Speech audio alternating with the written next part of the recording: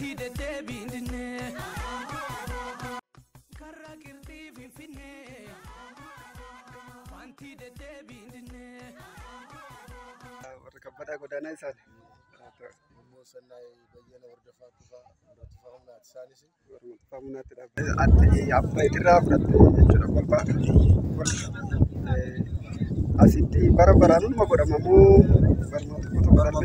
bara baraanuma godhama kormamoo dullacha kan godhamu tulluma taachaf kana achirratti abbaan kolfaa eenyudha Ricardo tulu tajaajila abbaan kolbaasi abbaan kolbaa warri korma laawoo qabu isin jechuudha tullu tajaajila abdaari bufaamuna angafni wala mene Ricardo eenyuti bufaamuna lacha asirratti korma qalam godhaatuma jirtu ka yoom midhaan bara keessatti waqtii kamidha kana keessa bakka ya kana keessa kan barana godhame moo kana dare kan barana yaw yaari sun jala gabaabtateen goone azatti gonecha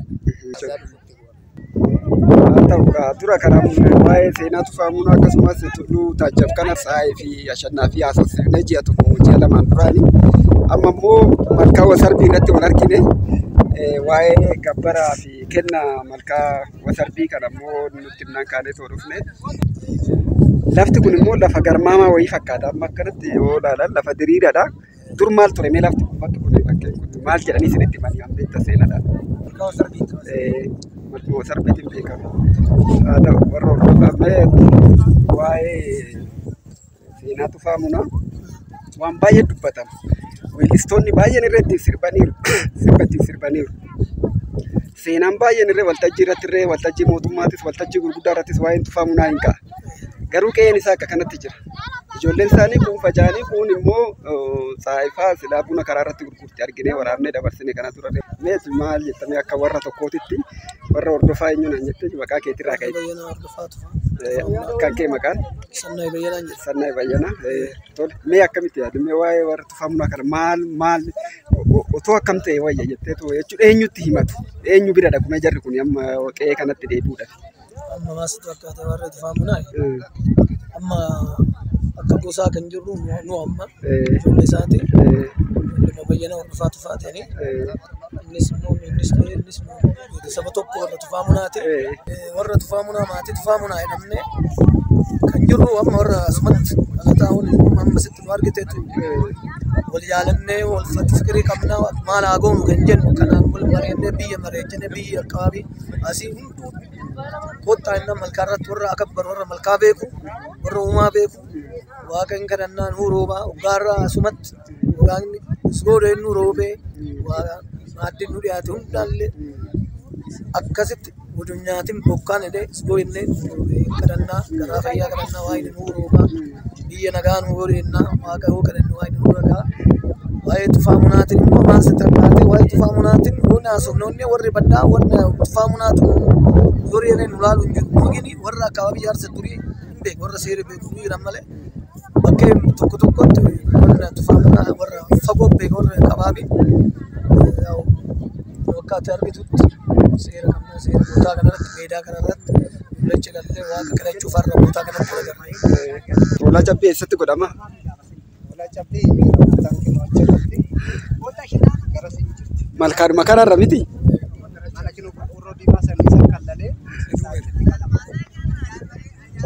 Qorqorroo diimaa kana?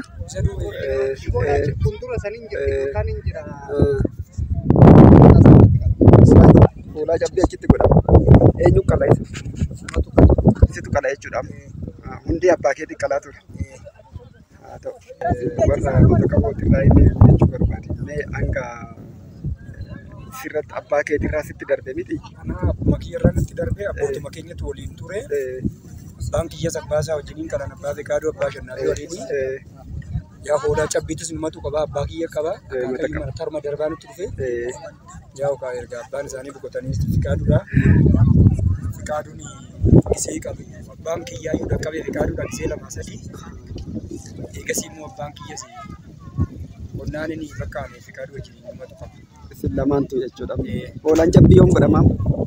Ji'a Haamleedha. Haamlee 30 irra godhama. Sena gooseen. Maalis godhamaa jiraata rooba nagaan gurbi cabbii. Rooba nagaan cabbii akkanatti achirratti ba'ee abbootiin keenya akkuma kadhatanitti akkasumatti nutti darbee hoolaa adii binnee hojjetti walitti yaadee hoolaa san qallee raawwannee laafaa nu roobii jennee waaqa kan akkuma abbootii keenya irraa nutti darbetti jechuudha. Hoolaa adii. Hoolaa adii. Kennisa hoolaa adiidha jechuudha. Waa'ee qe'ee sanaa kan mana ona dhaabbateetoo jiru kan tulluu daadhiidhaa kana maali yaadaa jirtan? Maaliif akkasitti dhaabbatee yaadda? Maalli yaadna yaa'ugaa inni ijaarraniiti yaadaa irra garuu namoonni cinaadhaan itti seenanii manneenis laaltanii jirtanii saamichatti uumaa jiran. Balaan kun immoo kan godhameef ani aadaa teenyaa abbaan manaa hin jiraas Gadi Sillaaseedha. Isaan bakka lafa kanarratti nutu dhaalee too'ee funatti hambisee to'an taa'aa jiran isaan. Nama nu gargaaru hin jirru. Miidiyaanis dhufee nu gaafate hin jiru. Namni gargaarsa nu godhis hin jiru. Hunduu akkanumatti bakka hin jiru. Yaa'ugaa nama walitti qabnee waanuma keenya godhaa jirra. Qabiyyeen isaa isin harka hin jiru amma qabiyyeen lafaa. Qabiyyeen lafaa wanni nu harka hin jiru. Nama biraa ittiin jira moo akkanumatti abbaa dhabee jira? Nama biraatiin jira. Isaan dubartiidhaan dhaalteetu jirtu. Ishiitiin jira. Harka ishiitirra jira. Biyyi madaddaan harka isaaniitirra jira. Lammaffaa mana kana duraanis abbaan keenya dhugaa jiru. Barumsiisee addasee ture. Amma saamaa jiran. Dhiibbataa jira. Gaafattanii karaa bulchiinsaa yookiin karaa abbootii gadaa wanni gaafatan jira? Gaafannee namoonni nu fakkaatanii deemanii yaa'u faayidaa isaaniitiif deeman malee wanna faayidaa tokkorraa oolchan hin qaban. Amma tulluun kun irree investimantiidhaaf gurguramuudhaaf yookiin immoo warra dhakaa baasan kanaaf kan jedhu oduufaa hin jira akkam kana dhageenya. Kanaaf dubbatamee ture haasa'amee ture eegalee hubannoo ba'ee akka waan kun dhufannee hidhamee taasifameet sumaan dhaabbatee jira. Uummatatu diti. Uummanni albaarii keenya nagaadhaaf isin ta'u haa tokkoof isin ta'u hidhamee warra aadaaf turizimiin magaalaa sulultaatis haa ta'u yookiin immoo kan aanaa kana laalee dhufee laalee waraabee wanni kunii bakka seenaa guddaadhaa jedhee laalee waraabee waan kaa'ee isin dubbise jira kan anduu. Wantu hin jiru. Inni dhufuu an dubbisanii deeman nama biraati. Maqaa keenyaan an dubbifamu nama biraati. Miidiyaan an dhufee gaafatu nama biraati. Waraabbatanii deemanis sagalee nama biraati. Namni nu gaafatee jiru. Akkuma dhugsanitti hubanneetuma jiraanna jechaadha. Waa'ee faawundeeshinii Tufaa Munaa maal beektume? Waa'ee faawundeeshinii Tufaa Munaa yaa'u maatii dheedhamee walitti nu qabanii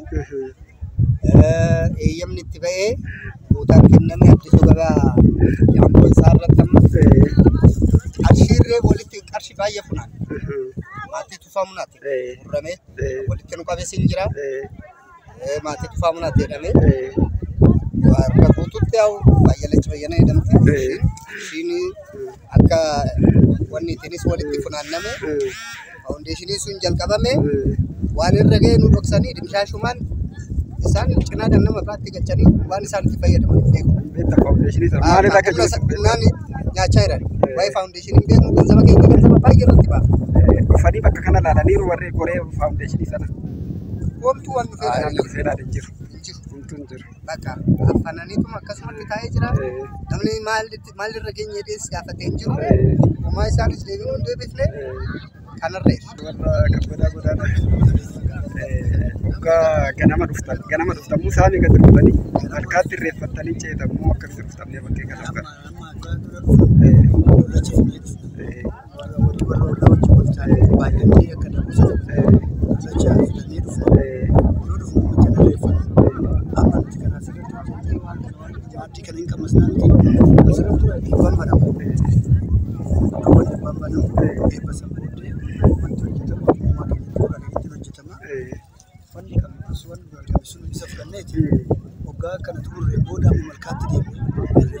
Irreeffachuudha ganaa malkaatti deemu.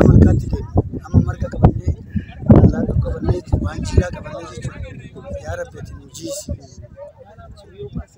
Nurraa fageessi bona nurraa fageessi. Horii keenyaaf roobiti afaan guuti marga afaan guuti jennee dhaqnee malkaarra jennee yoo jedhu ani wannoo jala taa'ee tulluu jala taa'ee kana turre akka gaaddisa nu godhi bona nurraa fageessidha. Waaqa keenya nu dhaga'idha malee waan nu gattamannuti. Mee malkaa kan buufi yaa Waaqayyo nu jiisi gogaa nurraa balleessi jiidhaa nuuf fidi. Horii keenya nuufis saanama ee keenya nu jiisi.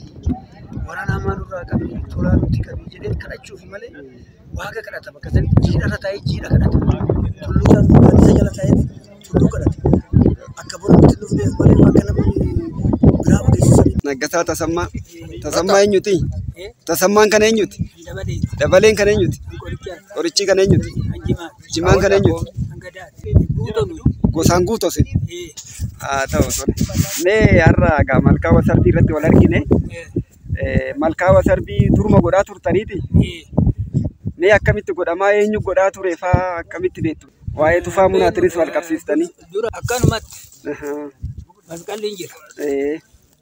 Dhumnee asitti reeffannee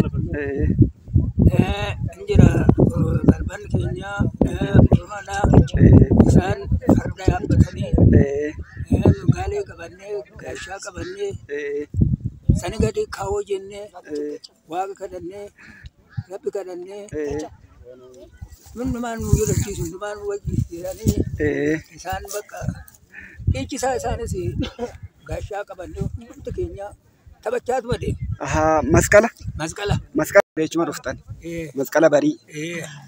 Sani gadi bakka kaawwadhaan naatee gaashaa qabu hangaalee qabatu gaalee qabatee isaan qabatanii hunda farda yaabbatanii farda akka biraati. Sanichi kaawoo kun kaawoo jedhee kun kaawoo jedhee dhiichisaa tollee warra Tufaa Munaa wajjin jedhaadha. Sani gadi dhiichisaa deemna warra Tufaa Munaa sani gadi dhiichisa jennee addaarri jira googuna tulluu guddaa kana. Tulluu Taajjabirra. Taajjabirra isa dabarree isaan taa'anii irreecha kana fudhannee irreecha kana kenninee akkuma funaanne irreeffannoo kanatti waan kadhannee Abdaarii sanatti isaan taa'anii irreecha kana nurraa guuranii. Eenyu kan taa'anii sinirraa guuru? Eenyu isaan? Tulluu Daadhii. Warra Daadhii Tufaa jechuudha. Tufaa Munaa. Sani gadi dhiichifnee bakka gara sanii deebinee nuun galanii manatti sangaan qalamee waa dhiichisu san waa sirbu san gaalee qabatu san hunduma akkatti nu laatanii nu obaasanii kana biraatitti bakka ammoo taphan. Inni garmaama jechuudha. Yaannee baannee quufnee rawannee garmaama keenyatti akkanatti taphannaa akkanatti bullaa. Mee farda hoggaa garmaama manaa baastan muudaa qabamoo maal jettanii manaa baastan mee boroodha hoggaa baatan? Luugamameetti nu oofalchi. Yaa Rabbi nu oofalchi. Nu oofalchi. Yaa Tulluu Taajjab nu oofalchi. Yenneetti eebbifannee baana. Eebbifattanii manaa baatan? Michuu baafattan? Eebbifannee bakka garmaama san dhagnaa garmaama sanitti oofaleetuma gasadee. Hunduu gammadee qabu. Gammadee. Ta'u kun irreecha gaama. Irreecha masqalaati jechuudha. Tole anammaa kun hoo? Anammaa kun immoo isattis immoo dhufnee isgoo jennee irreecha babaafnee bullecha qallee yaa Waaqayyo nu roobe yaa Waaqayyo biyya keenya nagaa nu godhe nu jiraachise isgoo jenneeti irreecha qabannee waaqa kadhanne. Malkaa kanatti jechuudha. Malkaa kanatti. Malkaa Taajjab malkaa Wasarbii. Malkaa Wasarbii kadhan isgoo jennee abee jennee isgoo jennee kadhan. Kadhannee bakka Taajjabitti dhaqnee Taajjabittis akkasumatti isgoo jennee kadhan. Tole asuma malkaadhuma rooba kadhattu jechuudha. Achitti isgoo jennee bakka akkanatti.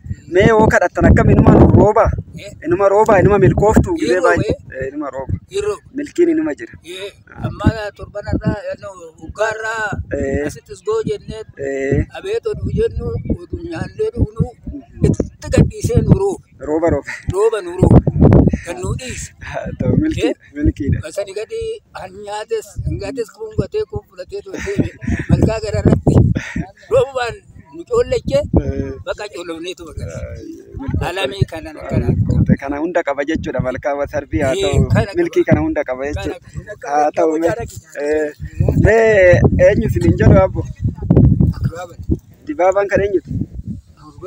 Urgaano? Nagaono? Guddaano? Geerono? Jiloono? Daadhii. Haa ta'u.